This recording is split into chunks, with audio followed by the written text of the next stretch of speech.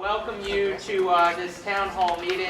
Senator Miller and I thought that it would be a good idea before the legislative session is up to give you an update on what's going on in the legislative session, both in terms of big picture state issues and stuff that's a little bit closer to home. For those of you who don't know me, I'm State Representative Mike Jacobs. I represent the 80th House District in the House of Representatives. That includes most of the city of Brookhaven, although I don't have about 2/3 of the Ashford Park neighborhood or any of Drew Valley, but most of the rest of the city is in my district. I have about half of the Huntley Hills neighborhood in the city of Chamblee. And then I also have about 1/4 of my district is in the city of Sandy Springs, and basically runs up Peachtree Dunwoody Road from Windsor Parkway at the southern end all the way up to Spalding Drive at the northern tip of DeKalb County. So about 1/4 of my district is in Sandy Springs. I'll let Fran introduce himself, and then we'll talk a little bit about some issues, and then we'll take questions and hear from y'all. I'm Fran Millar. I represent Senate District 40, and I have 3 precincts in Fulton County. If you know where the firehouse is at Roberts Drive, all the way over to Peachtree Corners. I also have Peachtree Corners in Gwinnett County. I have all of DeKalb County from Dunwoody Club Drive down to Buford Highway, also down to 85. The major difference is if you look in a district like Mike's, I used to represent Dunwoody for 12 years. House trained is how they say it these days. Not house broken, house trained. Yeah. And he's got about 55,000 people in his district. And I have about 170,000 people in my district.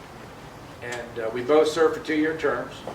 And to give you a contrast with that, a congressional seat has about 700,000 people in the district. So that pretty well lays it out for you of where we are. I've been in the Senate now for 4 years. I currently chair retirement. I'm in the Education Committee, which I used to chair. I'm in the Health Committee. I'm also on the Rules Committee, which decides which bills come to the floor in the Senate. And I'm also on MARTOC, of which Mike is the chairman of.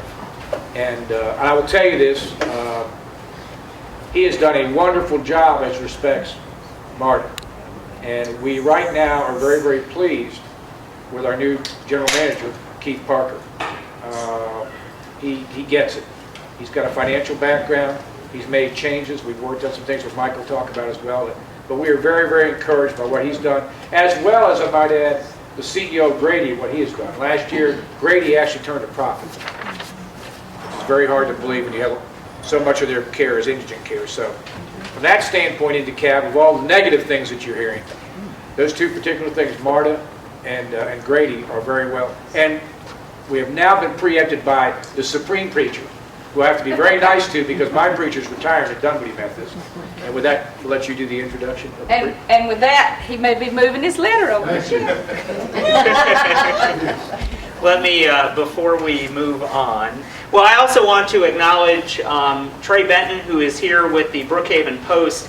The Brookhaven Post was started around the time the city of Brookhaven started up, and also now has a spin-off publication, I should say, the Chamblee Post. They do an outstanding job covering our community, and it's really a go-to source for all kinds of news. They also do video public meetings such as this so that they're available to the public. And so I've asked Trey to come tonight and to video this meeting, and then we'll make it available. It'll be available on the Brookhaven Post. I'll also make it available on my website by linking to it. Let me introduce Dr. Roy Stowe, who is the pastor here at Chamblee United Methodist. I want to thank her for allowing us to be here tonight. I wanted to get this microphone because some of you have hair that's like silver, and in my congregation that means you might not hear quite as well as you once did.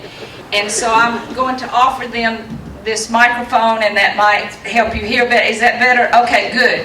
And so you guys can get this microphone. Nick, it's only set for an hour, so if it goes off, if you'll go in and turn it back on. If you need restrooms, they're up the stairs and to your right, and you'll find both men and women's restrooms. If you need if you're mobility impaired and don't do the stairs well, there's a lift back there, and Nick will be glad to help you with the lift. We're so happy that you decided to use Chamblee. It's always fun to have these guys come. I wish I could stay with you. I live in Chamblee right now. We actually don't know where I'm going to live. I live in Brookhaven right now. We actually don't know where. I never know where I live. If they put a shower down here, I'd live here. So we're always glad to host for you, and we appreciate you using Chamblee first. I wish I could stay with you, but I have a finance committee meeting going on right now, and if I don't go back up there, they won't let me spend money like I want to. And so I'm going to scoot right on back upstairs, but if you need anything at all, I'm looking around to see if there's any other Chamblee people here. Nick's up here. He's a good Chamblee boy and Chamblee first boy, and so if you need anything, you see him. Wave at him, Nick. You see him, and he'll help you find what you need, I promise. Thank you. Welcome to Chamblee. Thank you very much. We also have we have an almost elected official, since he's running unopposed, Stan Jester, in fact, run for school board right here. So he's Yeah, we want to congratulate Stan. Stan will be representing our community on the school board once the new school board members take office at the beginning of January in 2015. We also have Brookhaven City Councilman Jim Iyer here as well. And Bob Lunston representing Commissioner Elaine Boyer here. Thank you very much for joining us. Let me first of all start by saying that as many of you know, and I'll pass these around, I do a weekly email update. I usually go into some depth on an issue of concern to the community. When you receive those emails from me, you can always reply back. Yes, Jim. Brian Mock, newly elected Chamblee City Council. So, Brian, welcome. I'm sorry I missed you, and well. First, so you've been downtown busy, so. He's brand new to the Chamblee City Council. Some of us, it takes us a while to get with the program. So, I send out a periodic email update about once a week, usually go into some depth on an issue of concern to the community. You can always hit reply to those. It comes back to my personal email account, and it's a good way to communicate with me. If you're not already on my email list, you can use these lists that are being passed around to just put your email address on there, and along with your name, and I'll make sure that you're added to the list. Let me just cover a few issues that we've dealt with, actually, or at least that I'm focused on, and a couple of major issues that we've dealt with in the House as well. I guess right now the most significant issue to my mind is actually what we did with the DeKalb County School Board. And I say that because really, there's a lot of issues facing our community. But the reality is there is no single issue that is more important to our community, regardless of whether you have children in the schools, than the accreditation of our school system. The reality is that affects the value of high school diplomas coming out of our system. It affects the value of our property. It affects of where you live. It affects whether businesses are willing to locate here. It affects economic development in DeKalb County.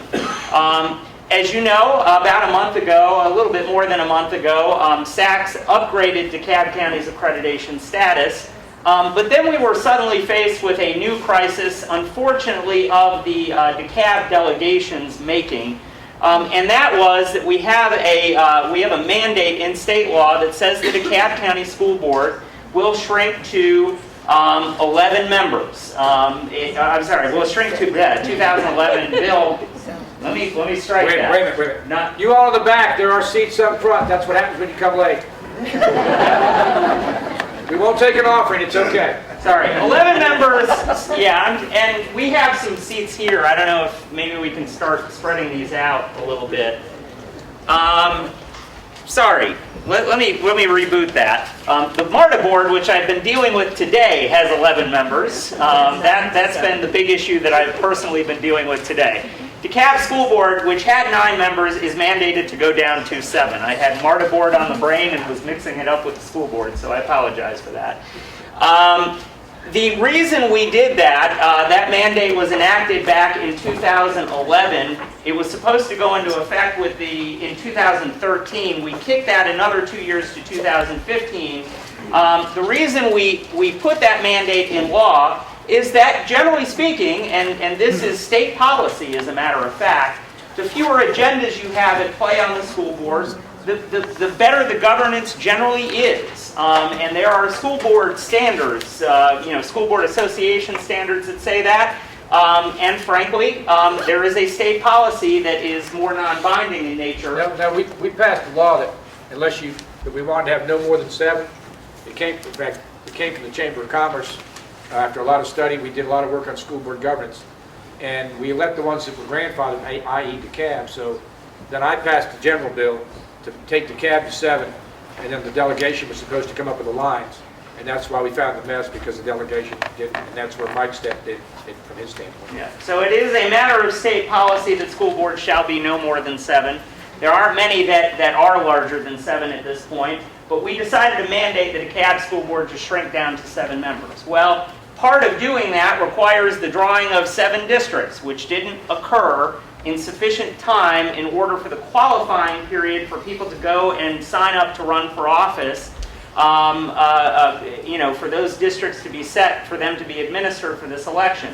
Fortunately, the way the school districts are set in DeKalb County, there are 7 single-member districts, individual 7 districts, and then 2 super districts that make up half the county each, and that's how we get to 9 districts.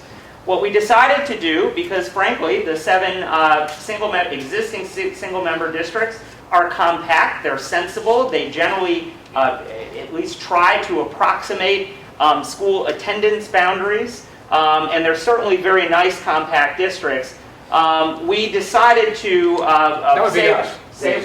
We decided to go forward, and Fran says that because as soon as we did this, the DeKalb delegation comes forward with this abomination of a map that basically runs 7 north to south, long, skinny districts. Literally, if you follow the county left to right or right to left, just one right next to another. So the way we have it now, we have basically said we'll go forward with our existing 7 districts and get rid of the 2 super districts. The good news is, after the governor appointed 6 of the 9 members of the present school board, is that after qualifying, we can safely say that there is an absolute guarantee that no more than 1, and hopefully he won't be returning either, no more than 1 of the prior school board members will be returning on the new school board in 2015. And all of that really plays into the work that we did on the bill for general assembly. Let me add some of that. This is real important. Some of you have heard about it, they're interested in education, the Druid Hills cluster. It was a vote that went down 5-4. Okay? And what this meant was parents would be more involved, they'd be involved in hiring and firing, they'd be involved in more in running their school system. That lost 5-4. With Mr. Jester going on the school board, we know we have 3 votes for sure. Another gentleman who voted for it from South DeKalb is also running. If he wins, that means we have a 4-3 majority, and that would give the chance for the Druid Hills cluster to form. And what a cluster basically is, all the elementary schools, middle schools that feed to the high school will be governing themselves with some oversight from DeKalb, but by and large, hiring and firing, all this kind of much more parental involvement. We didn't pass an independent school system bill this year, and it's going to be very difficult to ever do that because it takes 120 votes in the House, 38%. But this is the next best thing. When you get these many people involved to do this kind of work, and I see a noddings of head over there, this is a good thing. And I believe it's the future of DeKalb, which will save DeKalb schools if we can do these cluster concepts. Because if Druid Hills does it, then Chamblee can do it, then Dunwoody can do it, go across the entire county. And where we've got real issues and we don't have involved parents, then DeKalb County school system can concentrate in those areas. So we won't end up with a 57% graduation rate from DeKalb County. So this is really big. If this gentleman can win down there, he voted before with it, that would give you a 4-3 vote.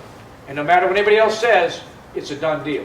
So it's something I think for, particularly with people, with children in school, it's hope, okay? because there wasn't a whole lot of hope around DeKalb schools in the last couple of years. And I think this is a real chance for us to move forward. And when you don't have kids in school, whether it's your property values or it's just because it's the right thing, this is a good thing. So this school board, what we did here, okay, it really is important, okay, because it affects everybody. Grandparents all the way down to the small kids. So I just wanted to emphasize that. And I also want to add to that, I mean, we kept asking the DeKalb delegation, where's the map, where's the map, where's the map? We're coming up on qualifying. School board is going to shrink to 7 seats. Where's the map? We get down to about 3 weeks before qualifying, and there's still no map. Literally, the bill that shrinks the DeKalb school board using the existing districts from 9 to 7 members went from being introduced in the House, passed in the Senate, and then signed by the governor in 17 days' time. And that's not 17 legislative days, that's 17 calendar days. It is unprecedented. I don't want to say unprecedented, but it is certainly unprecedented for me to have ever passed a bill through the General Assembly that quickly. But it owes to the fact that, you know, I recognize that the issue was important. Senator Millar, who carried the bill in the Senate, recognized that the issue was important, and most significantly, the governor recognized that the issue was important, that we needed to get this done to continue stability on the DeKalb County School Board so that hopefully we can keep accreditation heading in the right direction. I'll bring this up because normally it comes when all other arguments fail, we talk about race. I had an African-American senator carry the bill in the Senate, so that pretty well took that card off the table.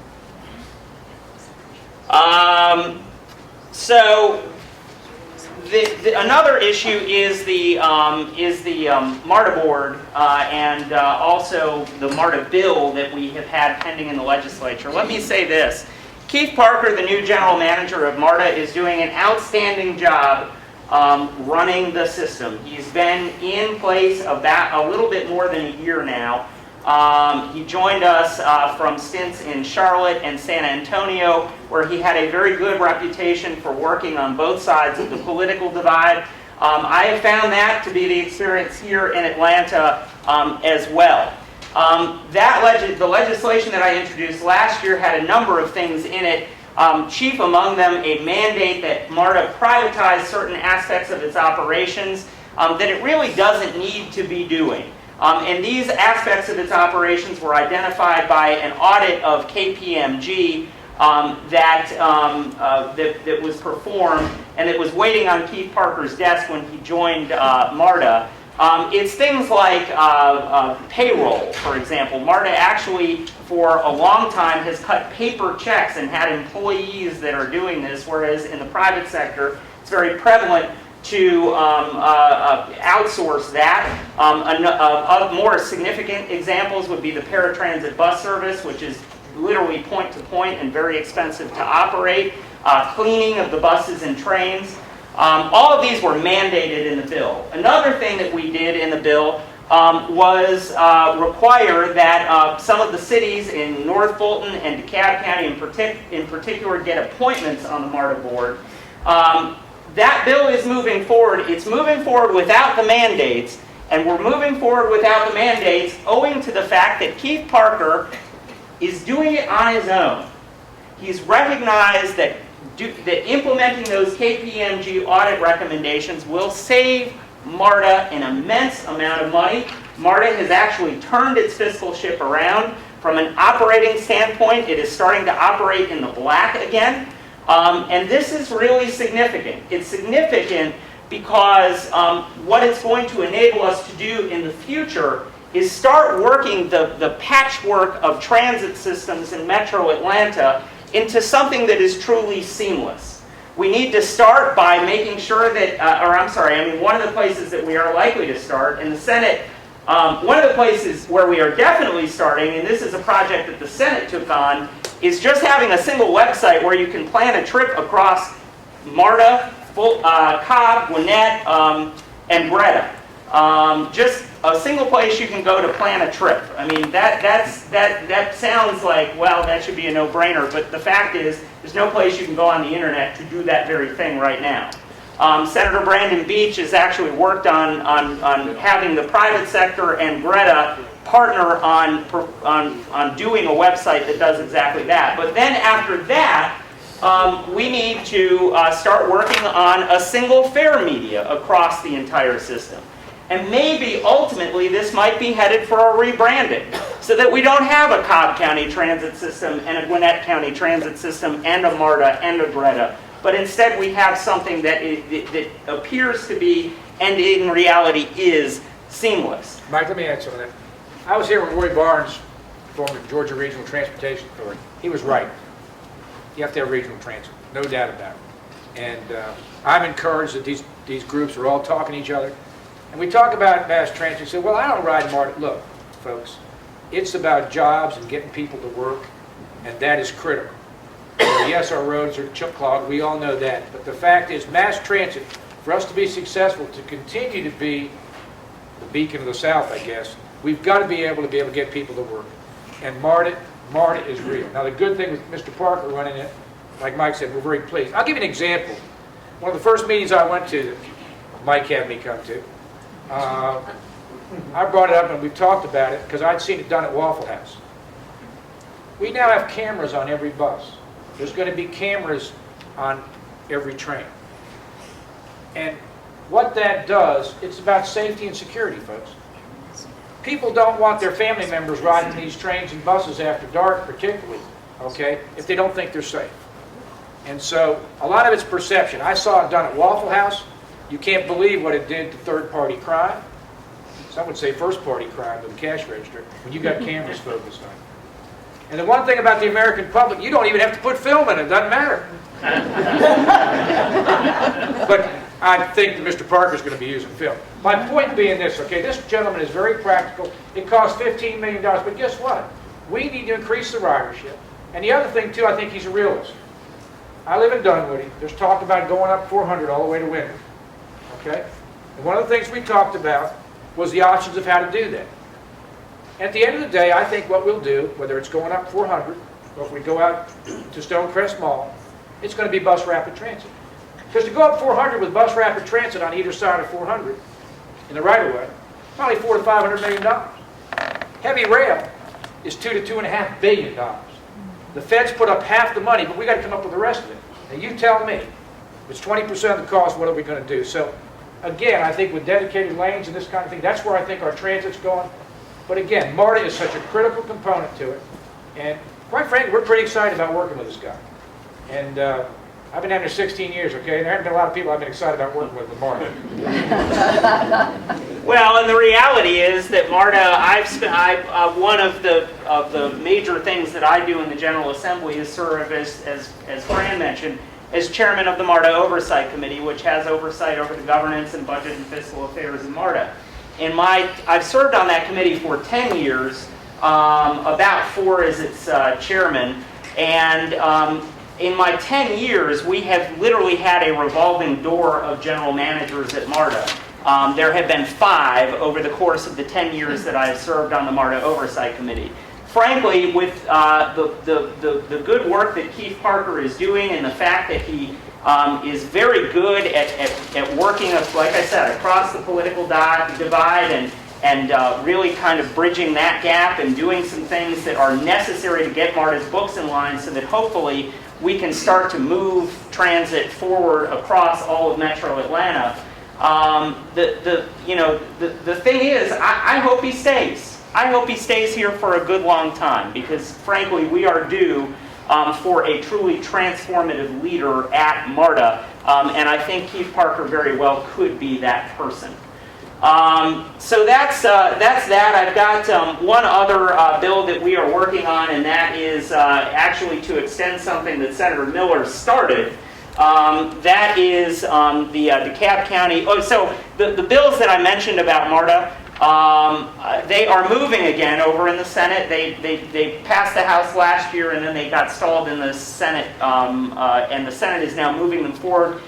Without the privatization mandates, because we don't need them. MARTA is doing it on their own. They are right on schedule implementing the KPMG recommendations. So it's going to have a lot of aspects of MARTA's legislative package in those bills.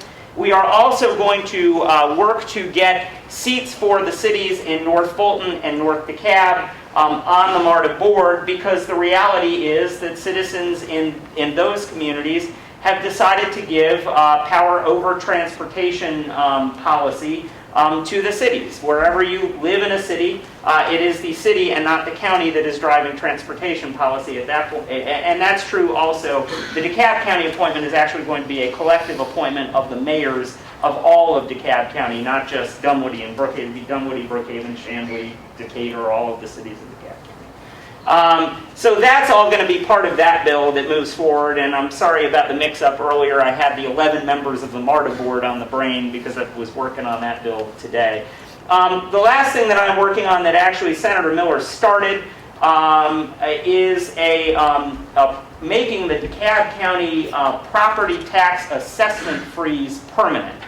This is the thing that is on, it basically takes, you set a base year, which is now 8 years ago. About 8 years, yeah, probably 8 years ago. You set a base year, and then from that base year, any increase in the assessed value of your property for county property tax purposes And city. is, well, and there's already one in the Dunwoody City Charter and the Brookhaven City Charter. So you already have this benefit for city taxes, but for county taxes, there's a 5-year sunset on it. And what it does is you take that base year and then any increase in the assessed value of your property, the homestead exemption increases by an equal amount to eat up that increase in the assessed value. So you, in essence, don't get a backdoor tax increase. The county commission is always free to raise taxes if that's what they choose to do, but they have to do it by actually voting an increase in the millage rate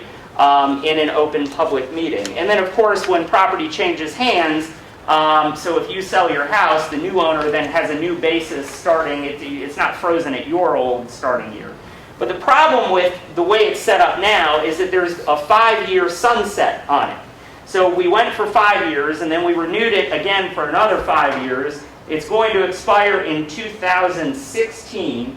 And so we're trying to make it permanent because the reality is nobody, I don't care if we go 10 years or 15 years or 20 years, nobody is going to want all of those assessment increases to slam back into their property tax bill if this were to sunset. So we are working very hard, hopefully, to pass that this year. That has passed the House, it's over in the Senate, and we're working on it. A couple of things. We passed a bill out of the Senate, and what it does is make the chief executive officer of DeKalb County a nonpartisan race, which means very simply, I'm a political realist. I don't think there's going to be a Republican CEO of DeKalb County in my lifetime. But what it does for the 30% or so of Republicans out there, it gives them the voice in the election. And to me, that's very important because if you have, let's assume we have 2 good candidates, something unique in DeKalb. If we have 2 good candidates for CEO, we got 2. They actually have to come up here and campaign and meet people and talk to people. So I think that's a good thing. In conjunction with that bill, when the governor appointed Lee May as the interim CEO when Burl Ellis was suspended, Lee May also still serves as the commissioner for a district. Unfortunately, in that role, unless there's a tie, Bob, correct me if I'm wrong, he can't vote on matters. There's 130,000 people down there in that district that do not have someone voting for them. So Mike's put an amendment in the same bill I'm talking about, okay, that will allow replacement on an interim basis for Lee May on the commission. That way those people will have a voice. I think to me it's wrong that 130,000 people don't have somebody. That is now in the House Rules Committee. I'm hopeful that we're going to pass that out of the House. And Mike will carry it if we get it out of the House Rules Committee.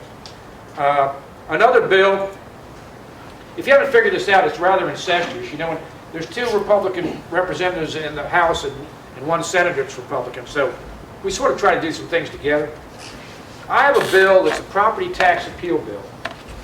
Just happened to be in Chairman Jacobs' subcommittee today. And, you know, as usual, he's perfecting my bill. That's why he's a lawyer and makes those big bucks. He's perfecting my bill. But what we've done with this bill is very simple. Who's been in an appeal process in DeKalb County? What a pleasant experience, isn't it? Okay. What this bill basically does is you get your tax assessment and you appeal it. With this bill, a couple of things. Depending where you live, You know, they use a master appraisal system, then you go down there. They're now, if you're going to make a request to them, they're going to have to give you all the information of how they came up with the value and the comparable properties and so on and so forth while you go before the Board of Equalization. They can't change it. They've got to give it to you in advance, number one. Number two, you can request an interview to talk about it. And they've got to give you the interview and you're allowed to record it. Okay? The other thing is, when you get in that process, and let's say you've got some houses down the street from you that are boarded up, which we've got a lot of those in the county, or they've got excessive weeds, they really look bad. They need to take into account now distressed properties. Part of this are just supposed to be distressed sales. If you're at the end of the cul-de-sac and you've got 3 houses boarded up, somehow I think that affects the value of your home.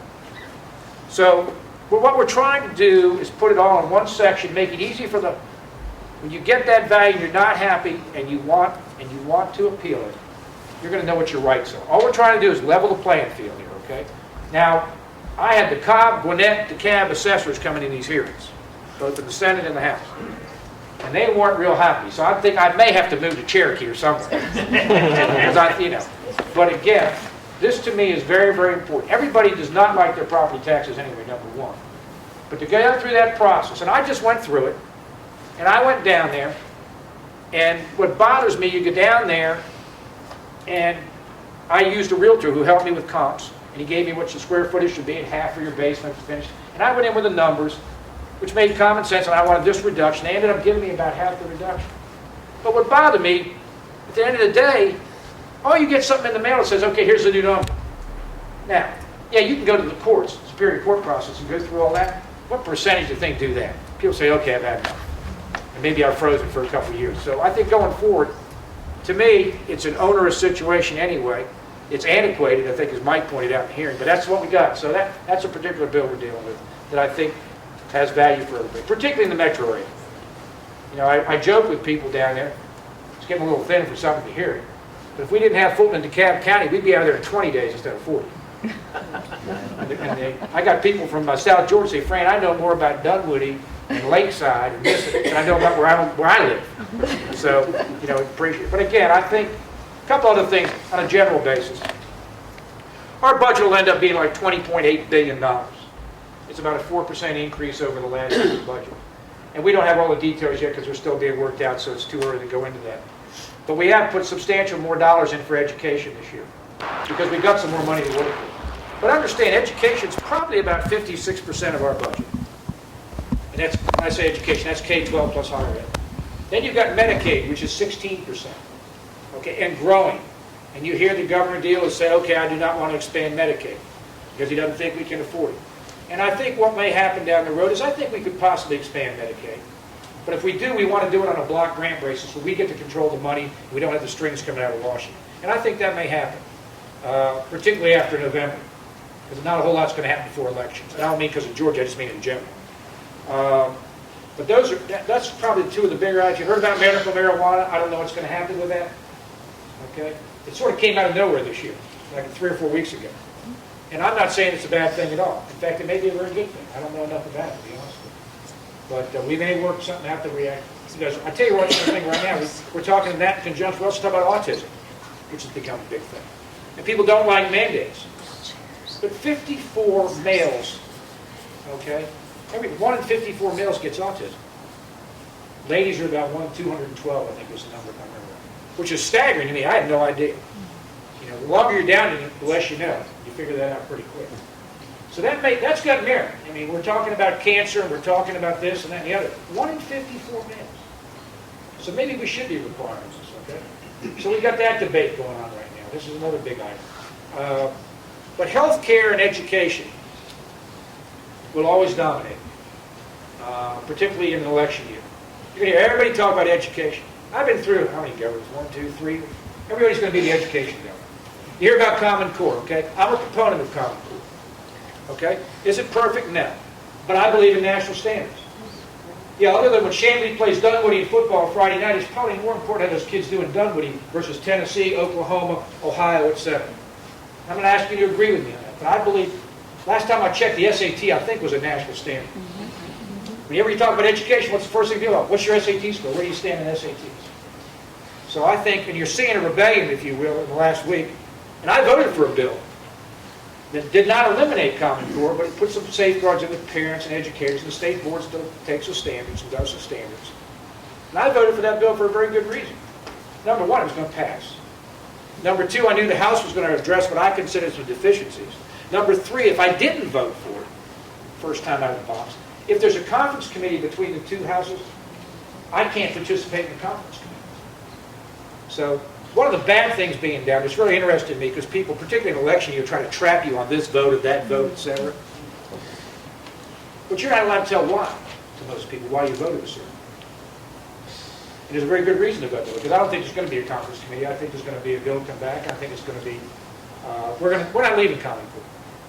Okay? We're not leaving Common Core, in my opinion. And I feel pretty safe that the governor feels that way too at this point. But I do think the assessment piece down the road's got some issues. $30 million for a test seemed like a lot of money.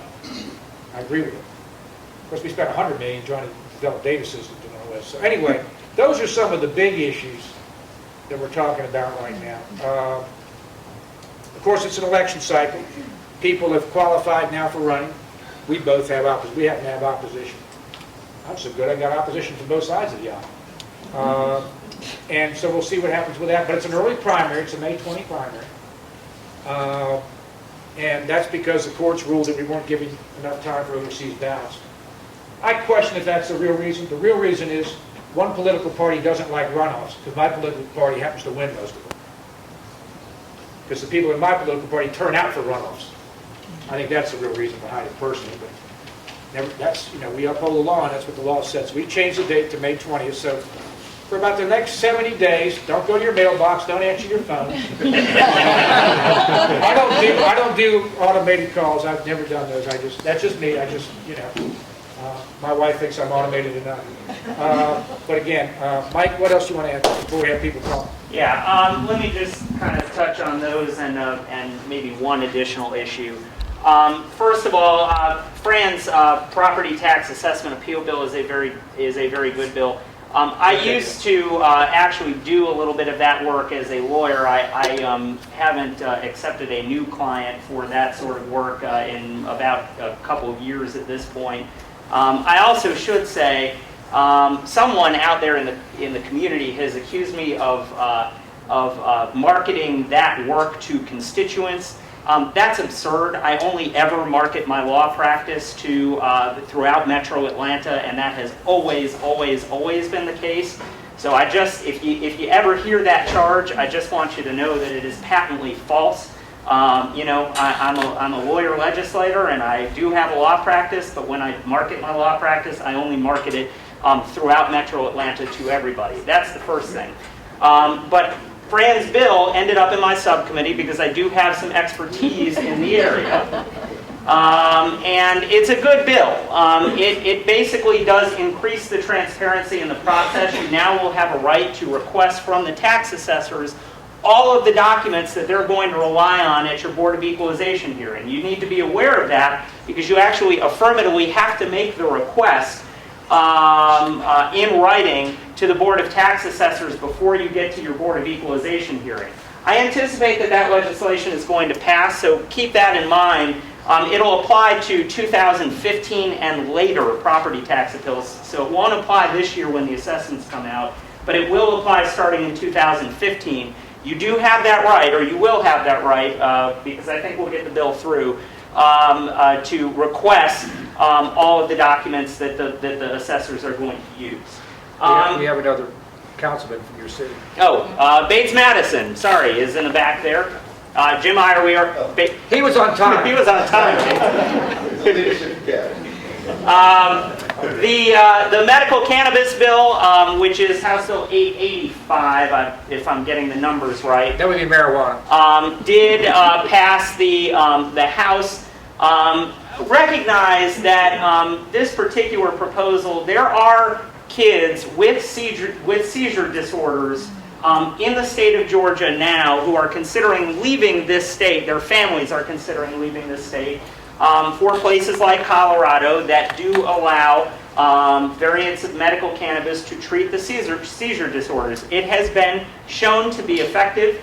I fully supported the bill, and frankly, the bill got an overwhelming yes vote only a handful of no's in the House. It's now over in the Senate, and I understand them to be working on it. I hope that ultimately it'll pass. Frankly, it's just the right thing to do for these kids and their families. We did have a concealed carry bill that passed the House, House Bill 875, not to be confused with House Bill 885. I supported it as well. Look, here is my position on Second Amendment issues at the end of the day. Folks who go through the rigmarole to get a concealed carry permit are not the ones who are causing problems in our society. Folks who are causing problems in our society are likely to get their hands on firearms anyway.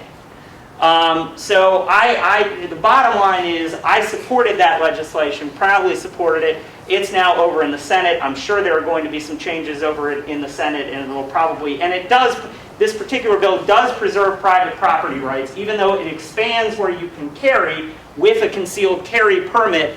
Ultimately, the private property owner's wishes trump what the law says. So there is that as well. That's over in the Senate as well. And finally, I concur with Senator Miller on Common Core. There is a Common Core bill over in the House. Right now, I'm leaning toward voting no on that bill. The reality... It's changing. It is changing, so that's why I say, I mean, I'm going to review the bill when it comes out of the House Education Committee and see where we stand. But the reality is that Common Core was created by a consortium of states. And one of frankly, the leaders in the movement to develop the Common Core curriculum was Governor Sonny Perdue. It had the Common Core curriculum has since then been promoted by the federal government, but the reality is that I do hear among political folks complaints about the curriculum, but I never hear complaints about it from constituents. And most tellingly, I have a first grader at Montgomery Elementary. I have a kindergartner at Montgomery Elementary. They use the Common Core curriculum, and the teachers like it. 75%, according to the poll, was in the AJC this week, and it wasn't done by the AJC. 75% of the teachers are in favor, and 85% think we need these standards. The teachers like it because it is a rigorous curriculum. It is a rigorous curriculum that... 75 and 85 what? 75% of the teachers are in favor of the Common Core standards. It was in the paper, AJC, on Sunday. In fact, I tell you what, when you read my Facebook page tomorrow, all the numbers are on that page. You'll see. I mean, it is a rigorous curriculum, and it recognizes the fact that math in Georgia is not any different than math in Wyoming is not any different than even math in the People's Republic of Massachusetts. I mean, that's just the my apologies to anybody from Massachusetts. But I mean, I just want to say that to underscore my point that look, there's a lot of political back and forth over the Common Core issue, but when I think about issues like that, I think about little Jonah in first grade and little Eli in kindergarten and all of my constituents' kids who attend schools in DeKalb County, and think about what the impact on them will be. If the teachers like it, then it's the right thing. Period, end of story. Okay. Now, why don't we open it for questions? We'll open it up. Just, ma'am, you just a couple at a time come up, and we'll do. Now, we'll let you come up here so everybody can hear the question. Yes, ma'am. Can you hear me? Yes, ma'am. Yeah. Can you lower that for her a little bit? Yeah, I just wish that Medicaid would be expanded now rather than later.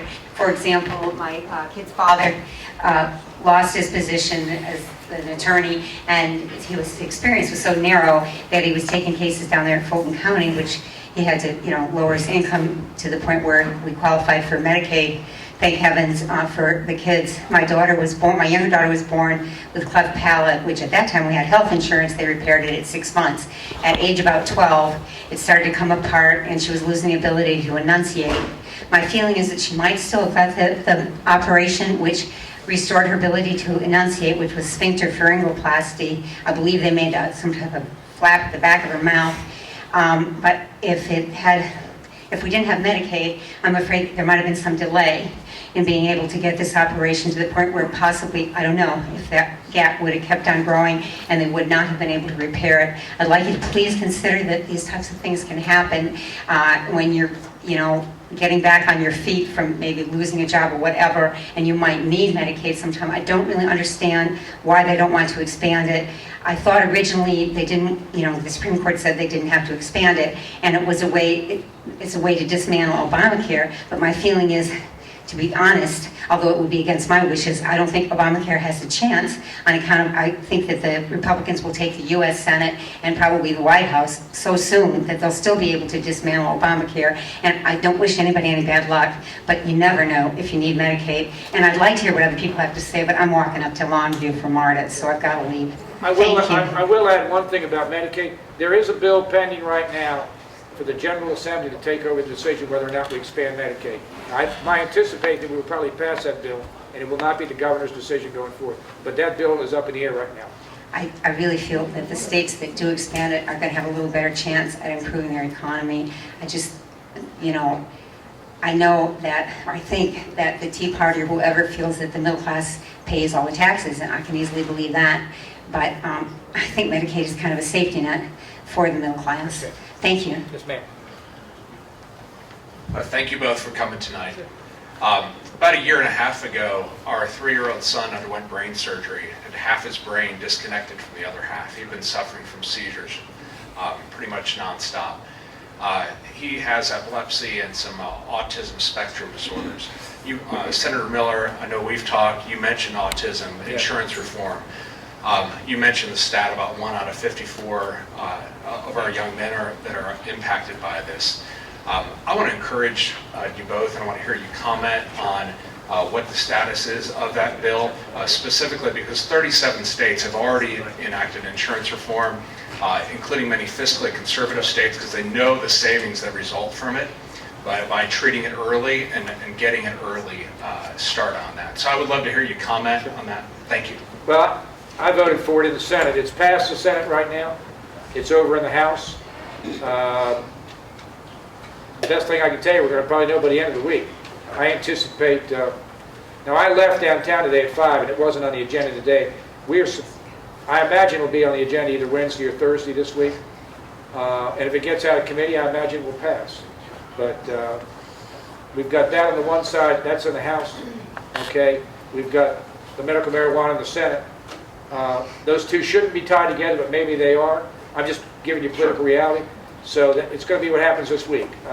I will support both when it's all said and done, so we'll just wait and see what happens. That's the best I can tell you, because that's what I do more than Mike does. I think that probably answers it for both of us.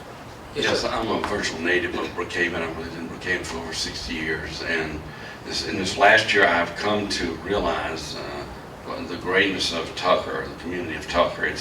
To me, it's an authentic Southern community. You eat at Matthew's Cafeteria has been around for 59 years.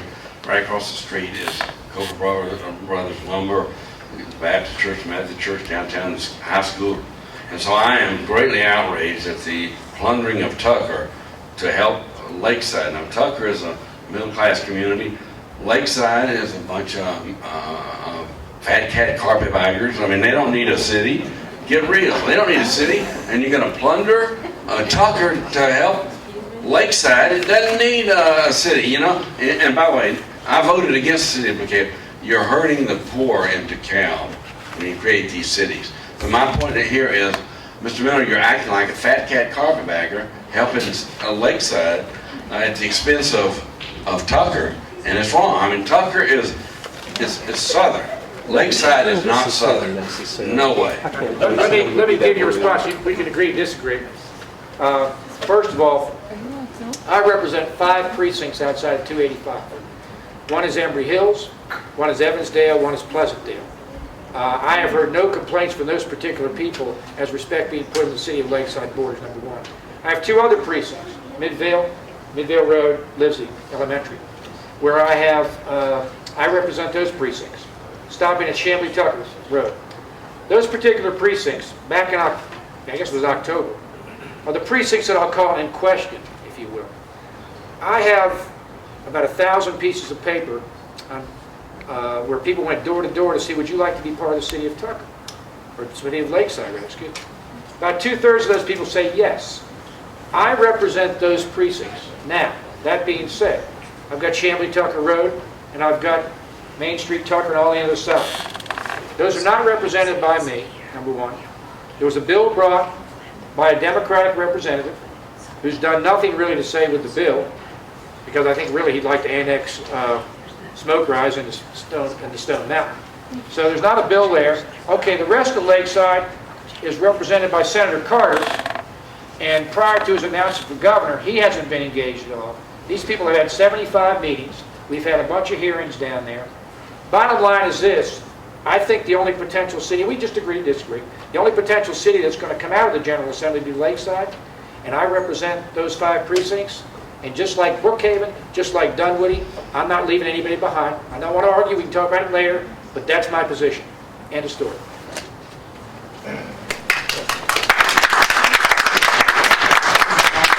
He purposely put that mic up high, Jacob. I don't think I need this. No. Senator Miller, take a break. This one's for Mike. He knew it. He knows it. I know what it's about. Mike, I know what you know what it's about. Mike, you've already come forth and admitted that you voted for 875. Based on your responses, I think you're drinking some of the Georgia Carey Kool-Aid. What people know about this bill is what they read in the paper. What is it about? What it's about is guns in churches, teachers and administrators being allowed to carry guns to police their students like they don't have enough stress already. Guns in bars. These are the things people know a lot about. What you may not know is that there's one provision, and there's a line through it, that would essentially make it legal to point a loaded gun at someone. Okay? Guns allowed in any government building that can't afford to have security, which is a whole lot of counties and cities and communities in this state. Airport carry is increased. If you have a carry license, they call it the oops, I forgot. You have a carry license and you forgot to take your gun out of your coat or your briefcase and you're caught at TSA, all you have to do is walk back across the line and mail it home or put it in your car. My cousin was killed at the World Trade Center.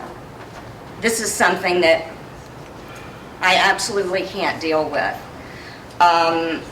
There's so much in here. It's a 26-page bill, and what you have to know is that it sailed through the House committee because the author of the bill, or I should say the sponsor of the bill, I think some lawyer at Georgia Carey actually authored it.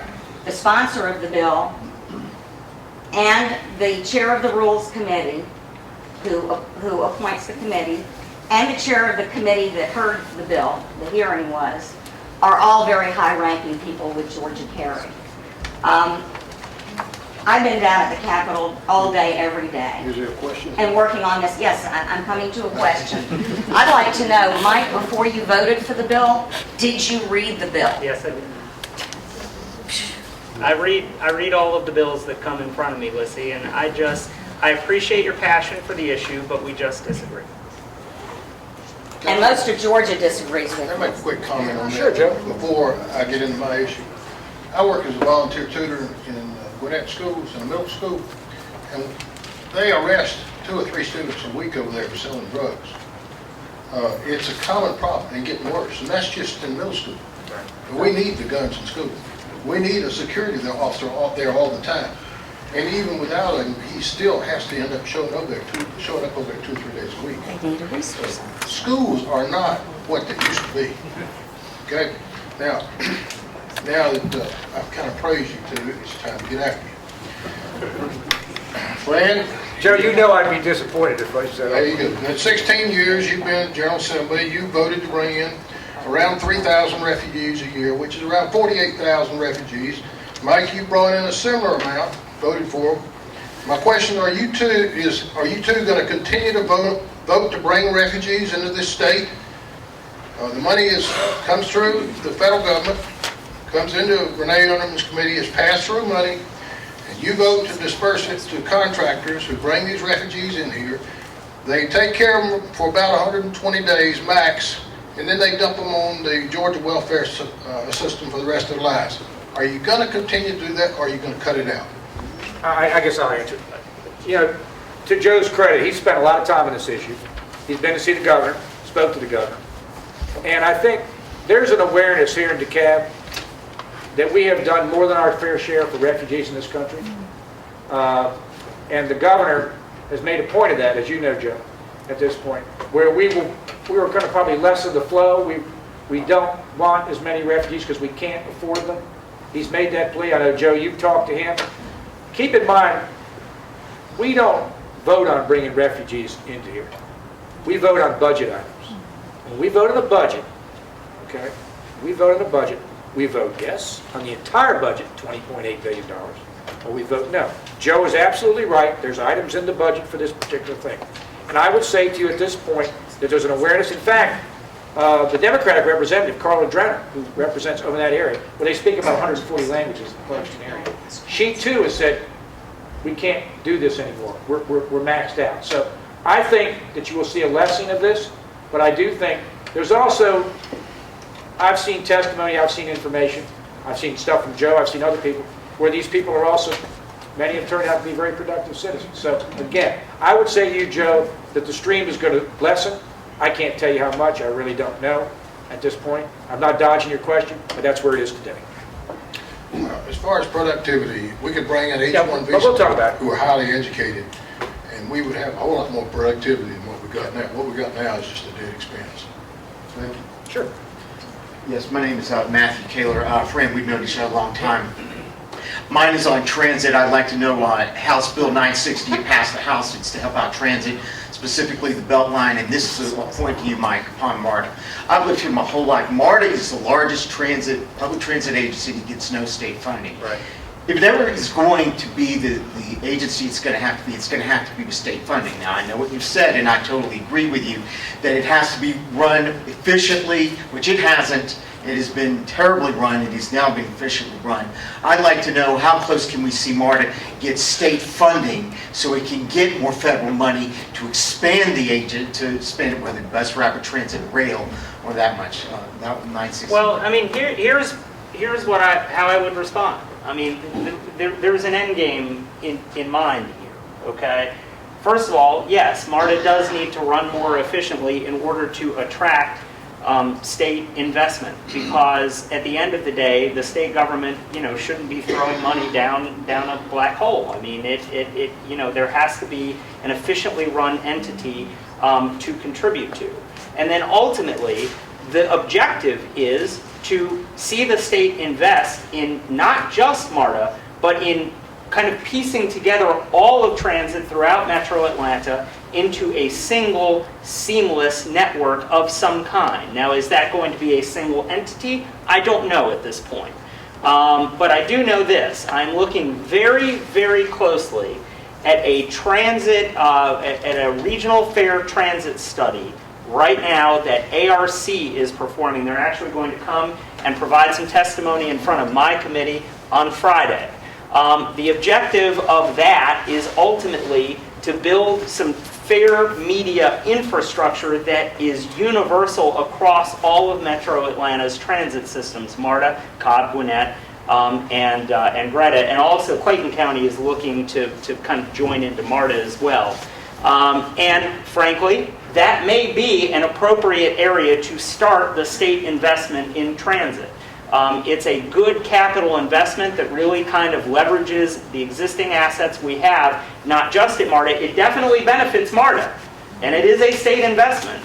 But it will ultimately lead to making what we have work better, be more efficient, and be seamless. Yeah, his answer is really right, because you're never going to get money out of people from South Georgia for MARTA, but you will get them for regional transit. What about 960? Because we're the economic engine for the state. If we bring in 50-some% of the revenue in the state, we only spend about 35% ourselves. They can't kill the fatted calf. So, but I think when it goes to regional transit, then again, I think that's when you'll see the state stepping in. And that's where we're going. Mike's telling me. Is it happening soon enough? No. Do you think I like the cabin Fulton be the only ones paying for mine? Hell no, I don't like it. But I got to pick my battles down there too. Because remember, they get a little tired at the cabin Fulton, so we got to pick our spots, and they're not ready for it yet. So we'll see what happens. And I don't know what's going to happen on that bill because I haven't seen it yet, to be honest with you. Thank you very much. Sure. Gentlemen. Okay. Mike, how are you? We're good. Thank you so much again for our trolleys. And Fran, thank you so much for always giving me the bottom line in less than 30 seconds, always. Couple questions for you. On the gun, and I really appreciate the position, and I've asked several of my teacher friends, what the heck are you doing? Why aren't you talking about this? And they're so concerned about their health insurance, they really are not discussing, the guns. But one of them did articulate that her concern was that if teachers carried guns.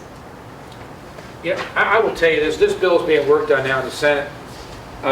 Mike and I were probably just going to disagree on this particular bill.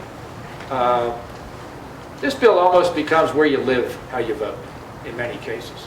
And I think, I understand what Mike's saying. I just have a hard time with the idea of, let's take churches. Let's just take churches for a second. And you say, okay, how's a church going to decide whether or not to have guns? Opt in, opt out, whatever. Depends what church you're talking about. If you're a Baptist church, that congregation makes a decision. If you're a Methodist church, the North Georgia Conference is going to make the decision, not the church I go to. Same with the Episcopalian church. We just had a big fight over that. The Catholic Church, maybe it goes all the way to Rome. I don't know what happens there. But anyway, I'm not going to argue with him. Pope Francis. And by the way, it wasn't Francis of Assisi. It was Francis of Dunwoody. No. But seriously, again, it's an issue. It's one of these issues. It's a very emotional issue too. I know that. I'm not trying to duck your question. I'm going to have a hard time probably on an opt-out basis, okay, versus an opt-in. I'm big on private property rights. It's like when we talked about the Confederate flag. I brought one of the first bills to change the Confederate flag. I got an award from the DeKalb NAACP. How many Republicans ever got that? And here's the thing, though. At the end of the day, I said, you want to fly the Confederate flag in your yard, that's fine. But from an economic development standpoint, it's not good. And that's why we're going to do this. Whether or not and some of us think maybe it's right to do it also. But if you want to put it in dollars and cents perspective, you do whatever you want on your property. So I don't have an easy answer for that. It'll be a long debate. We didn't bring it up last year. We didn't take it up last year. But I would be, at this point, I'll be very hard pressed to vote for a gun bill. And I'm not saying I'm right or wrong here. I don't think there's a black and white issue here. Okay? It's one of those gray ones where I understand what people are saying. That hey, you got a concealed carry. Why can't you carry it here, but you can't carry it there? I get that part of it. Just for me, the private property rights is what's trumps it. So we'll see what happens. I did hear one side say that, for instance, if you were downtown Atlanta, when would you know you were on Georgia State property and when you wouldn't? And I thought that was a very valid concern. That's a fair statement. Is there going to be any more discussion about at least clarity in the language about? It was a 26-page bill. I know it's being worked because we just had an hour meeting on it today. When I was out fighting the DeKalb bill, and I came to the end of the discussion in my caucus, the Senate caucus, Republican caucus, met for an hour on this bill. And I will tell you, walking out of there was no consensus on that bill. Okay. So again, I'm not begging off on you. If I could give you the answer, yay or nay, my 30 seconds, I just made you a liar. Okay. Also, what about the ramifications on a federal law on Peake's cannabis bill? I have not seen the bill yet in committee. It came through the House. As far as I know, if they can do it in Colorado, I'm sure we could do it in Georgia. But there are some other issues there where you grow it and all this kind of stuff. I just don't know enough about it at this point. Keep in mind, folks, we serve in a bunch of committees. And you really do, until you know something's on the agenda, you might look at it the night before. We have how many bills introduced? Whatever. I mean, more than and ours are the only ones that are enforced, but no. But so I can't tell you until it comes in front of the committee and we hear testimony. And so I just don't know on that particular thing. Just so you'll know, did you know that Gary Black has just issued grants? He's going to be issuing grants for new agriculture, in Georgia. It's a joke. He's the Commissioner of Agriculture. And then the last thing is, isn't there a bill, or is there a bill about public hearings and publicized budgets for school boards. I don't know if there's a new bill now, but I think, We've had one for the. I tell you what, if there's not, Stan Jester's going to take care of that issue right back there. Now, I'm pretty sure there's transparency on that we publish it on the webpage and all that, do they not, I believe? There's a bill that requires 2 hearings on Oh. the budget. It's the budget, it's a new bill that when you pass a budget. Caldwell wrote that. Yeah, that, again, that's in transit, so I haven't seen that one yet. Transparency on the websites could be much better. Fiscal transparency, that's another thing. Yes, certainly Available indicator. fiscal indicators Right. that the other states have. Right. And y'all can work on that in the future, but at least this is something. Last question. Mike, is there a possibility on the animal liability where they're actually trying to make some forms of animal neglect a felony, which is good, we need that. Is there any possibility that, because, some people will tie them to the back fence and let them die, that's a worse crime than shooting them outright, which is already a felony. Is there any possibility that Golick would be favorable to eliminating the one exception that he just added? I can't speak for, we had an animal cruelty bill that passed the House that's being carried by Representative Rich Golick, who represents Smyrna. It's a good bill. I will say this, I do think we have to be very careful about creating new felonies in particular. But I don't know where Rich is on, I voted for the bill. No, I know.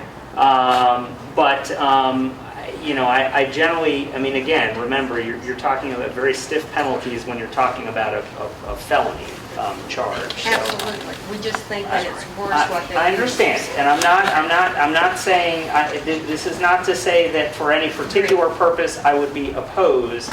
I just really would have to kind of see exactly what you're talking about in the context of the bill in order to tell you where I'd be on it.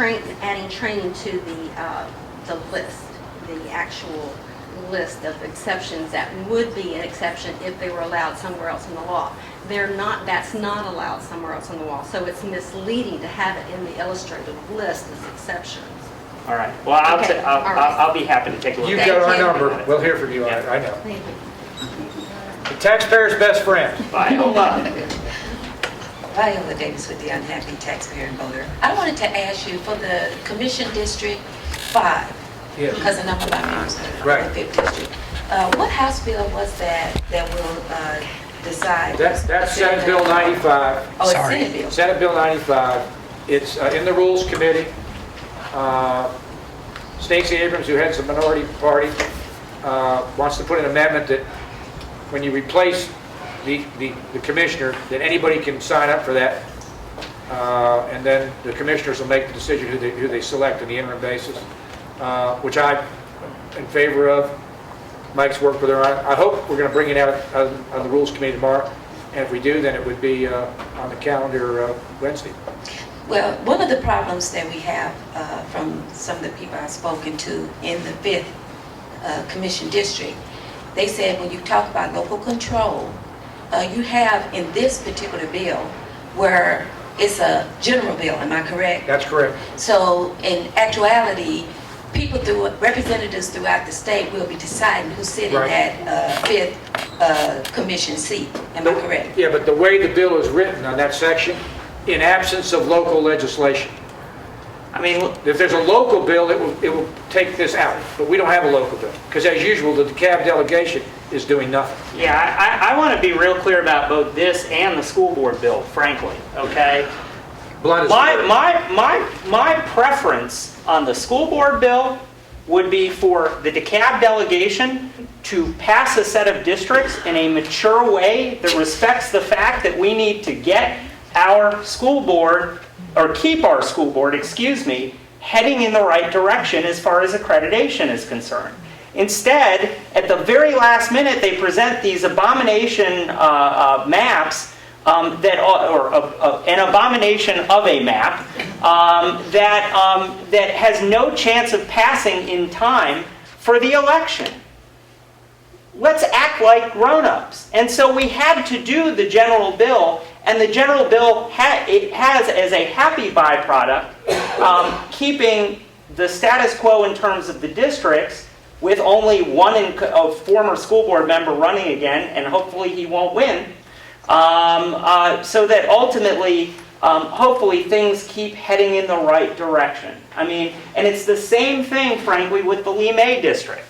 I've been pressing the local delegation over and over again to address the issue, because I believe, and Senator Millar believes, that 138,000 people in DeKalb County, whether or not we represent them, should not go unrepresented on the county commission. And so finally, Viola, because I don't control the DeKalb delegation, I came up with a general bill that starts off, unless otherwise provided by local legislation, comma, this is how we're going to fill that seat. And we've signed your name up to run, so you're in good shape. Well, by God, we'll get you with all due respect, being black and Republican, you can know how well that's going to go over. So what I'm saying to you is that when I'm speaking to a number of the people there's nothing more in your face as far as a punch when you're talking about local control. We and then don't the same disagree, people in the 5th district are saying, okay, we do not get a chance. And then they're bombarded with rumors, and I'm not blaming you for that, because you're right. The delegation should have those and the delegation's done nothing. We adjourn next Thursday. And if they're not doing something, we act. And that's what we did with both these bills. You're absolutely right. Okay, I can't argue with it. But we're not going to leave this people without representation. That's just wrong. But with having the commissioners decide that seat, that is like having people within the 4th commission seat, within the 1st commission seat, decide who's going to sit on the 5th. Here's the problem. We have this situation because we have an interim CEO. If the first indictment is dismissed against Burl Ellis, then Lee May goes back to just being the commissioner, number one. Number two, now bear with me. Okay. The reason we have to do it this way, we don't have time to elect somebody until the next election. That will be done in a more proper way. This is a stopgap measure, okay? We're just trying to give these people the voice. That's it. Well, I'll end with this. For over 6 years, if we had more power with the recall, a number of us could have solved the problems ourselves.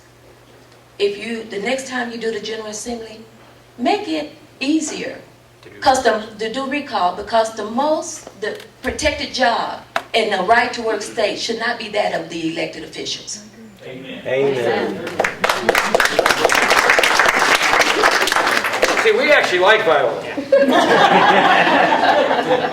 Yeah, I mean, I go to sleep at night dreaming of yellow shirts. I keep asking her for a shirt. I'm not going to wear it at a town hall meeting. But Viola, we appreciate you and respect you. I just want you to understand that we are only acting through general legislation because we're at the 11th hour, and someone, both on the school board and on the Lee May district, has to do something. Well, you can imagine the kind of conversation. We understand. Okay. Hi. And I'm not going to talk about cityhood. I want to actually talk about schools and the school board. So we have 2 former representatives who are running, Don McChesney, and we also have Jay Cunningham, who are up for seats. And my concern is we keep focusing on the politics. We're not focusing on the core problem with the school system, and that they get a ton of money from us. Right. Okay, almost 70% of our tax dollars are going to the schools. Right. And our scores are dropping. Okay, we're seeing lower performance. We have SPLOST floor. We have a project in our neighborhood that hasn't occurred. Where are we going to put in some mechanisms to hold them more accountable fiscally? Because we're getting a lot of lip service, and even with the state oversight we've seen with the budget, they missed millions. So some state auditor just went and checked a box. Yeah, our taxpayer dollars, where the majority of our taxes are going. That's my pain point. You've got some real good points. Let me tell you something. One thing, with Mike Thurman, since he became the superintendent, he brought in Mike Dell, who used to be the DeKalb County CFO a number of years ago. He's identified a lot of areas where we've left a lot of federal money on the table. Now, I got to give Mike Thurman a lot of credit. He's not an educator, okay? But to his credit, we're now in balance. There's a surplus. I don't agree with everything he's done. I.e. the You agree with surplus? Well, I do. I tell you what I do, because I know Mike Bell for a long, long time, and he doesn't play games with the books. I won't even comment on the former CFO, okay, but I'll leave it at that. That's how I think I commented. Okay, so again, no, it's not a perfect situation. I think that he is moving in the right direction. Like I said earlier, I think this cluster concept is a key for everybody. Well, And- how can we get legislation to enable us? Because there's, But talk keep- about a stopgap but- between it's Right. getting bad and not necessarily, I don't disagree, but keep in mind, okay, again, when we do legislation, okay, she just talked about it. They get very, very tired of Fran Millar and Mike Jacobs bringing a general bill to solve the DeKalb County problem. Or as Speaker Wilson once told Tom Taylor, Mr. Taylor, now that we've dealt with DeKalb, can we possibly do with the other 158 counties at this point in time? So I think you have to pick your spot. I'm not disagreeing with you, but I do think the people we now have on the school board, okay, I was very pleased with the people. In fact, I will tell you out and out, I can't say enough nice things about Governor Deal, everything we went to him with, some of the people that ended up in the school board, somehow I knew some of their names, and they've done a real good job for what they've stepped in and what they've been able to accomplish. And I give Mike Thurman credit. I don't agree with him like the cluster thing. But by and large, we're a heck of a lot better off than we were a year ago, obviously. absolutely. And I agree with what you're saying, and we just keep, I hate to say it, one day at a time, and we keep trying to do better. I don't have an easy answer for you. Well, But to some extent, the legislature has passed a number of really good laws. Right. But you'll notice that the Department of Education has given them waivers to break those laws. Yeah. And I think He's you right. can't have a county like DeKalb or a city district like Atlanta Public Schools without a state that lets it happen. We're not the only one in this position. There are 180 school districts around the state, and some of them are in just as bad condition as DeKalb. In fact, we actually have, whether it's a rural hospitals or rural school systems, we've got a lot on the bankruptcy. Well, are they all set up like that, the CEO, for example, here in DeKalb, because I think we're one of the rare. Well, that's few. a discussion we'll do for another day, but the form of government. Well, that- because it's separate. I So know. my taxes aren't separate. It's No. all going into, Look, trust me, we get it, okay? So, no. thank you. But, I mean, look, and the reality is, I mean, first of all, there are quite a few accountability laws in the books affecting our school system, so that's the first thing. Accountability, of course, starts with all of us holding our school board members accountable. And then I will also say, with regard to the governor's appointees, and let me say this, even, some of the board members who were removed from the school board, I mean, the governor couldn't pick and choose among the school board members. Some of us recommended he did, but when he didn't, we understood why. Yeah, so there is that, but when he went then and appointed 6 new members of the school board, the reality is all of them were, none of them were political people. They were not recognized by anyone in the county as being people who are politically involved. They were all recognized as people who were business leaders, people who were involved in our education system, especially Thad Mayfield, who thankfully is running again down in District 5. He's outstanding. People who were competent. That's right. Professional, competent folks who came in and did what they needed to do. And now, hopefully we will be able to continue on that trajectory. I mean, it's the right trajectory. We're finally heading in a good direction as opposed to where we were 1 year ago, a little bit more than a year ago. Hope. Joe. Good strategy. Mike, this is for you. Just to follow up on that, on your website, you said the governor appointed people who are professional and evil to kill. And I think that's the synopsis of all that. Right. All right.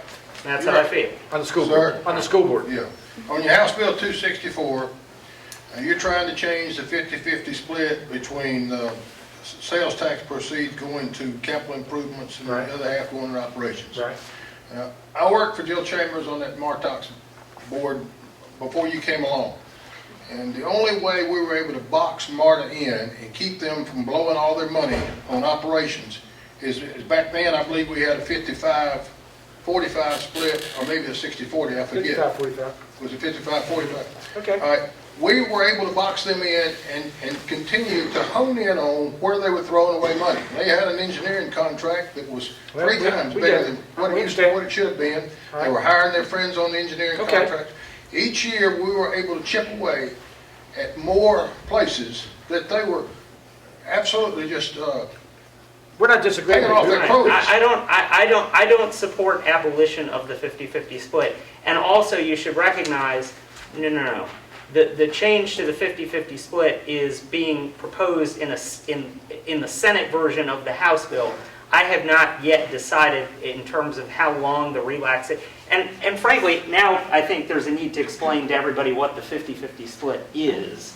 You know, we can't just talk about this term and not have the room be with us. So the 50-50 split is a requirement in the MARTA Act that says that for every penny of sales tax revenue that comes in, 50, or every dollar of sales tax revenue, because it's easier to split 50-50, 50% would be used for, no more than 50% can be used for operations, so as not to crowd out the other 50%, which is used for capital. MARTA has an extensive and expensive infrastructure that needs to be maintained.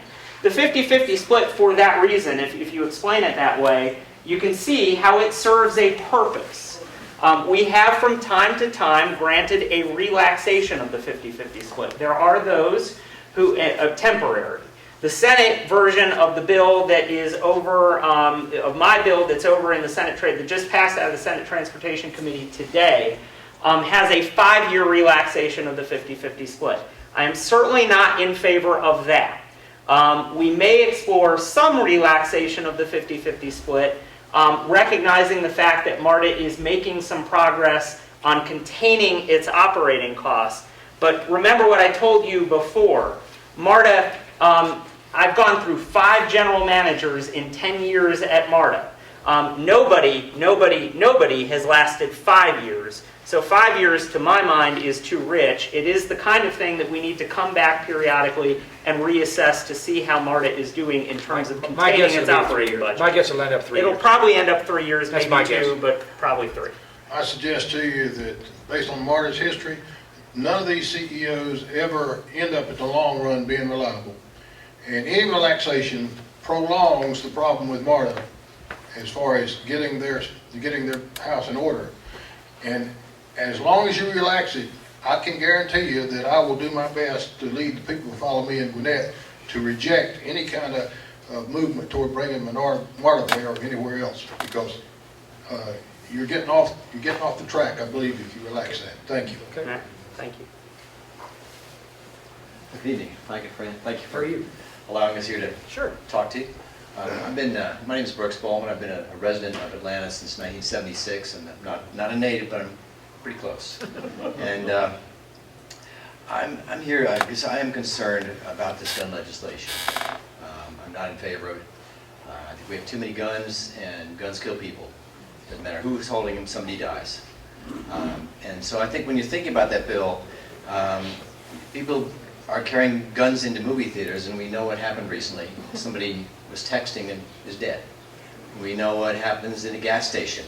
Somebody was playing their music too loud for the guy who had the gun, he's dead. You know, carrying more guns into more places doesn't seem to solve a problem. It creates more dead people. Okay. And look, I mean, I appreciate the opinion. My view, like I said, is that generally folks who would do wrong, who would do evil, are going to come by firearms on their own, regardless of what the law says. At the end of the day, law-abiding citizens who have a concealed carry permit and go through the effort to get that are not the problem. And that's my position on the issue across the board. How are you? Hi, my name is Bill Johnson. I have a very minor question. Sure. All these big issues being discussed here. I can't hear you. Still talking about I understand, I read in the paper the other day that a Republican representative has proposed a bill that essentially is aimed at putting Uber car out of business. I'll answer that.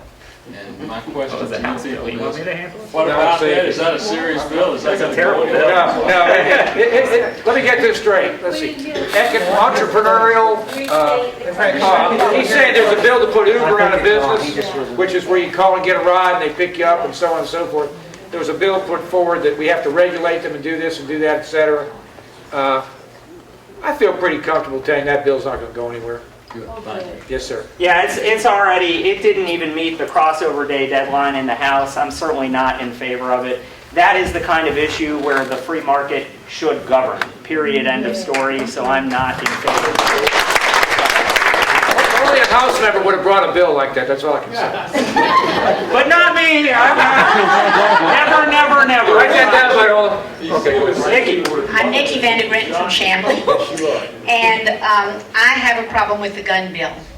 As you said, the people who are licensed to carry guns, that's fine, but there's still more guns. And the people who are licensed to carry guns and who have maybe been trained, and marksmanship, et cetera, they get into a situation where the bad guy, pulls out a gun, and the good guy says, "Oh, I can take care of this situation." Let's say in a bar or whatever, and then there's a gunfight, right?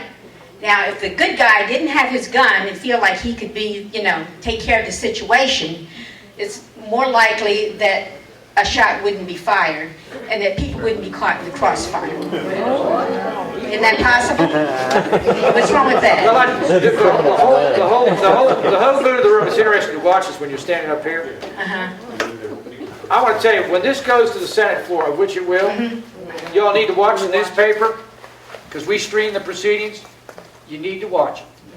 This is probably the classic emotional issue. You think abortion's emotional, wait till this one hits the floor. And I'm telling you, when it hits the floor in the Senate, if you have time, those of you that have time to do it, go ahead on Georgia Public Broadcasting. You can stream the session and watch the debate on this. This is a very emotional issue, too, for people. Okay. Now, I've got my position, Mike's got his position on it, okay, at this point. But this is worth watching, okay? This is worth watching. And I can't sit here and tell you both sides don't have some decent arguments. But again, a lot of it's going to depend upon where people live and the attitude of what they think most of their constituents want. So I don't have an easy answer on this one. Like I said earlier, Mike's voted the way the first bill is. He's going to see a different bill coming from the Senate. I think there may be an opt-in versus an opt-out provision, for example. And I can tell you right now, all the universities and colleges, they don't want the bill. But let's just watch and see what happens. I understand, and please, I understand your disapproval. And you're not the first person that said that. You won't be the last. But again, I urge you to watch this one because it could be very interesting to see what happens. And I certainly understand the emotion around the issue. I mean, look, at the end of the day, I represent a district that is largely inside the perimeter. We're a kind of a more urban to suburban area than a lot of other areas of the state. So I'm here to listen to all of my constituents from a kind of a more ideological perspective. I mean, at the end of the day, I just personally believe that like I said, folks who are looking to do wrong will come by the firearms anyway. And They will. But if you've got, I don't want to see the gunfire starting, the fight starting. No, we get. That's the point. But let me say something else. I'm trying to think of where do you have to go through security. You have to go through security at the airport, and that's probably a very good thing that they don't allow weapons on the airplane. You have to go through, and the only other place I can think of is in government buildings like the Capitol or down at DeKalb County at the courts and stuff like that. So what I don't understand, if you can vote that good people can carry their guns, why couldn't they carry them into the legislative sessions? Why don't we talk offline on that? Huh? Why don't we talk offline on that? I get your point. Okay, I mean, that's my point. And one other thing I want to say is when you talk about security, at the airport, well, I had an incident when I was riding MARTA a few months ago. And I had been down at the Capitol, I got on, and when I got on, there was something going on. And there was an older African-American man who was obviously disturbed. And he was ranting and raving, going up and down the aisles, cussing and carrying on and all this about racism, et cetera, et cetera. And there was a younger white man sitting down who was egging him on. I mean, just kept engaging him, and this is where the fight was, And I was just mesmerized, listen, I've never been in a situation like that. And after I got off, and it finally diffused, but after I got off out of that car, I thought to myself, what I should have done was get out at the next stop and get on another car. But then I thought also, suppose somebody had a gun.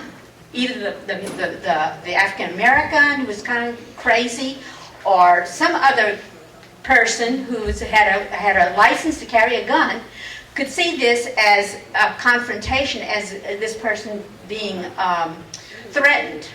You know what I'm saying? Got it. And here you are caught in a little car. It's not an airplane, but you still can't get out. And if a gunfight had ensued, I could have been right in the middle of that. So anyway, those are my thoughts. How do you know somebody didn't have a gun in the car? That's Well, true, I don't too. know. I don't know. And You I know, hope I'm glad they one didn't thing I want to add too. Carolyn, you do have someone behind Carolyn, you. let her go ahead and go on yet. Oh. And that Hi. gentleman too, Carolyn, let him go because they haven't gone. My name is Leslie Fran, and I'm a resident of Chamblee. Thank you both for being here and taking the time to talk with us. I heard just today, I think, that Highwoods Property is going to continue pursuing their lawsuit to try to get Century Center annexed into the city of Brookhaven.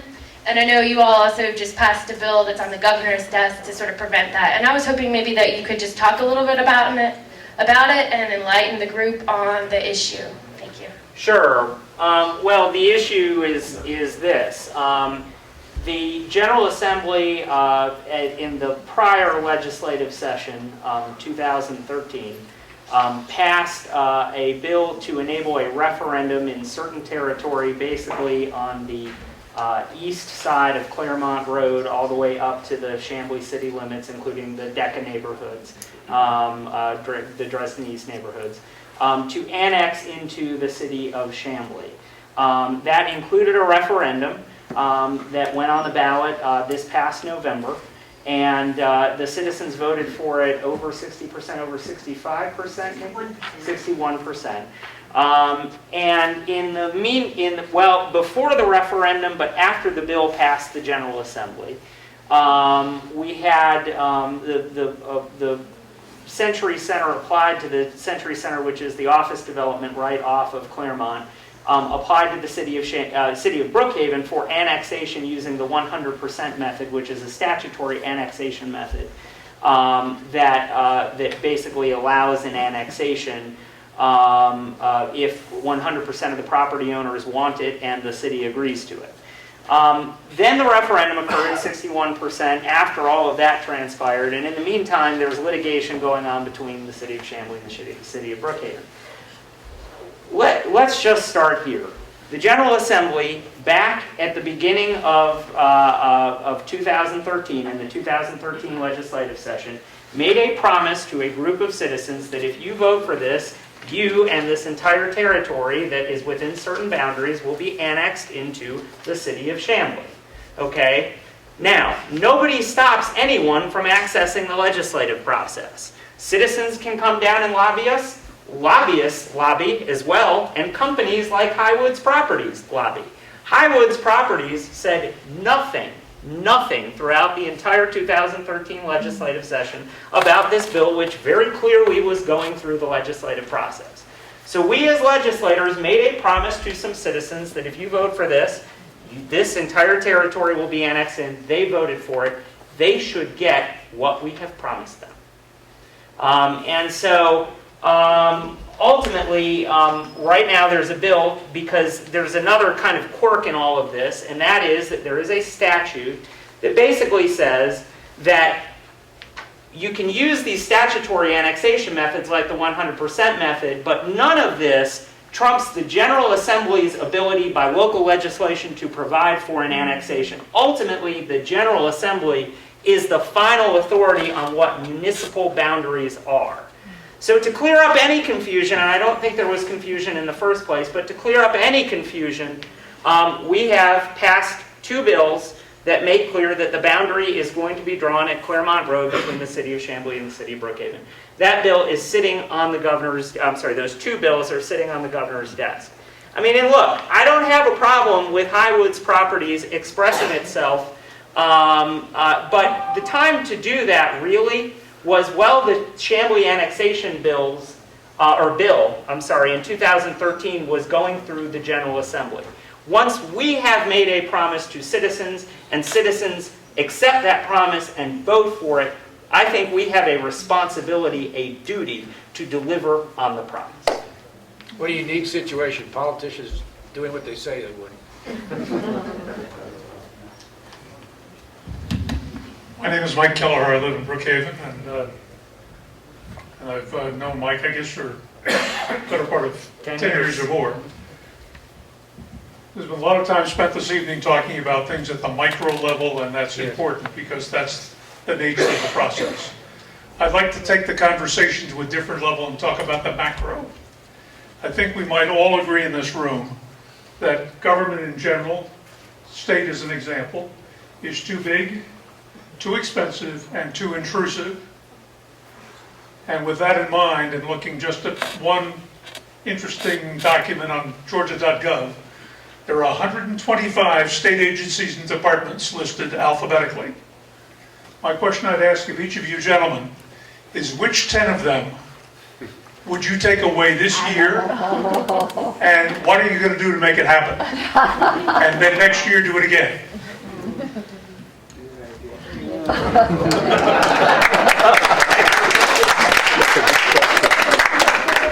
I'm glad you're his representative. Now, to be fair, that's a good question. Let me tell you one of the things we're trying to do to be more efficient. Now, I want you to keep in mind a couple of things. Certainly, we're not perfect, but I want you to think about it in the context of things in the state of Georgia, from a financial standpoint. Okay, with all awards, and I can't answer your question because I can't answer it right now, but it's good food for thought. But here's the thing: we still have a AAA bond rate. We have the lowest per capita spending in the nation as compared to all the other states, is what we do. Now, in some areas that's probably not as good. Maybe we shouldn't be the lowest, okay?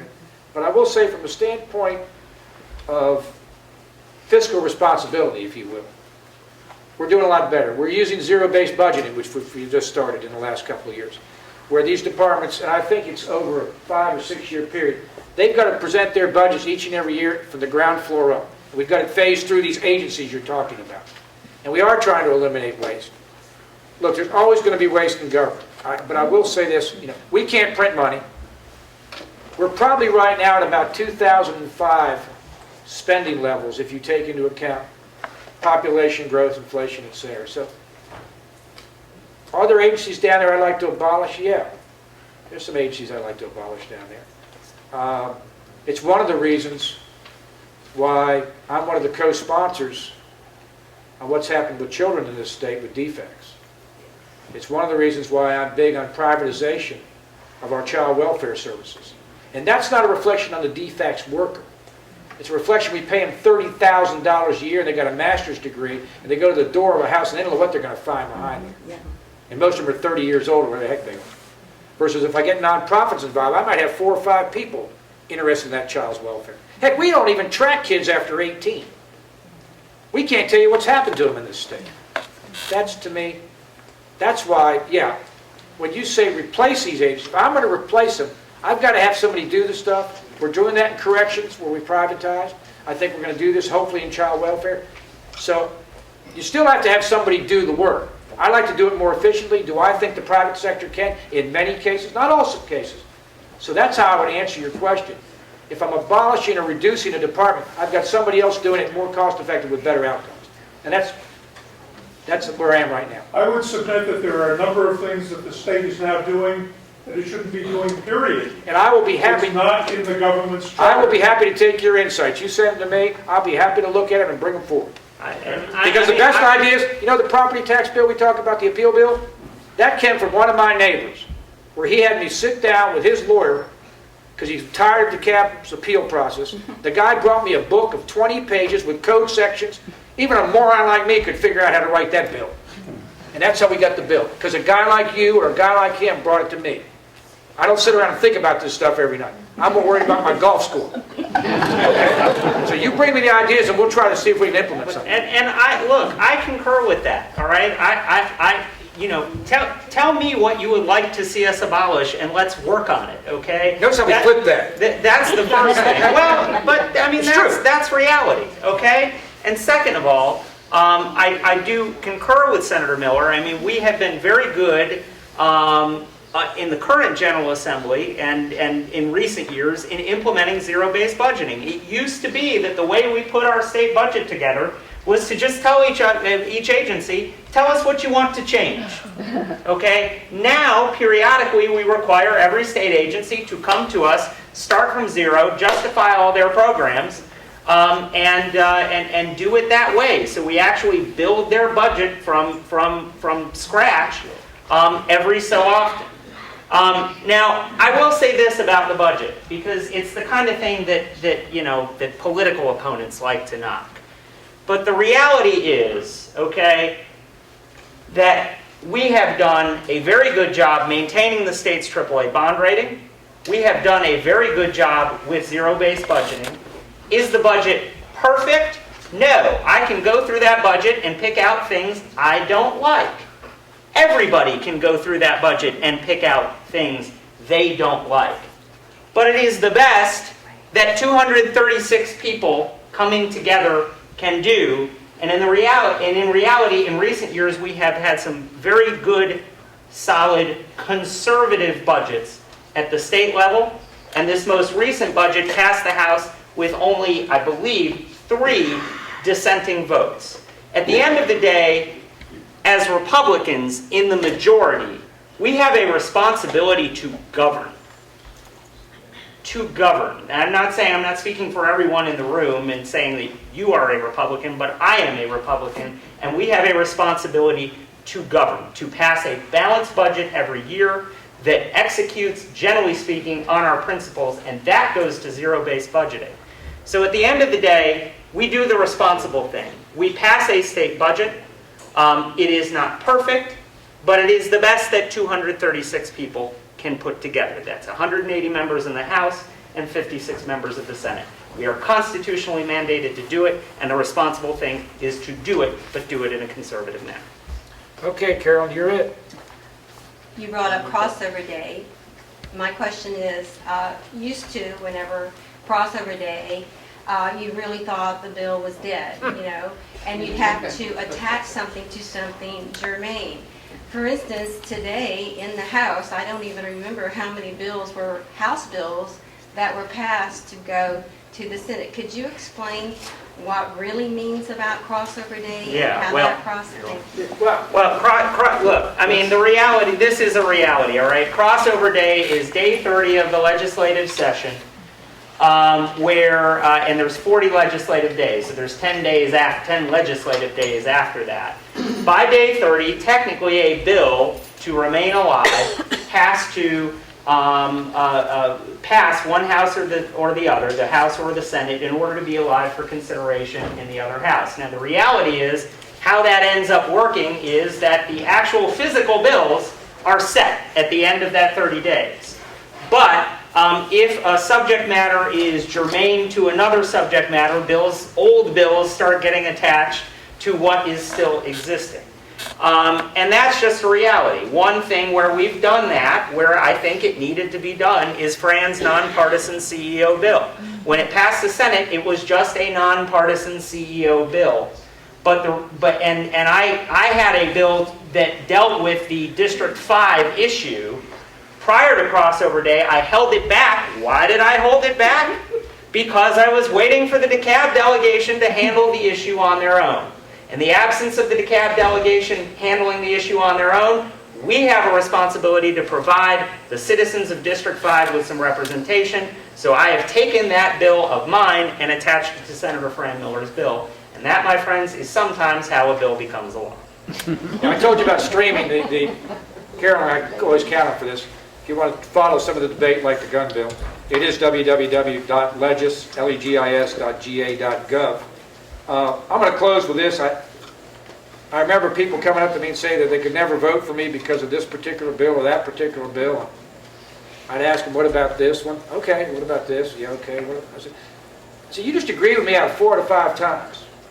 My wife's never agreed with me. I've been married over 40 years. If she can vote for me, by God, you can vote for me. I think she voted for me. She said she did. But anyway, but I want to tell you, really, we really appreciate you all coming out because this is really what it's about. The biggest problem we've got, and whether I disagree on an issue, or whether it's and Joe's passion on his refugee issue, or Viola on the tax issues, or Caroline on the animal issues, it's apathy is the biggest issue we got, folks. When I look at these elections and I see the percentage of people that turn out, it's pathetic. It is totally pathetic. And we've got to try to get people engaged. Because if we don't, I'm going to make it real blunt, then you get what you deserve. And so we really appreciate you all coming out here. I know that you can't wait to read our articles. I mean, it's a big highlight of your week when your local paper comes. But again, please feel free to call us, send me my inputs, your comments, your questions, and look, unlike Washington, I think one of the things we try to do, even in the DeKalb delegation, we agree to disagree on matters. And Bob Lutzen spent a lot of time in the House delegation, and I attend them. I'm the only senator that attends the House delegation meetings, because I've got a bunch of areas that are represented by House members. That's why I know what goes on. But we actually do get along, even when we disagree, and that's important. Unfortunately, they haven't learned that in Washington. So, since he started the meeting, I'll close the meeting. We appreciate you all being here tonight very much, and have a good week.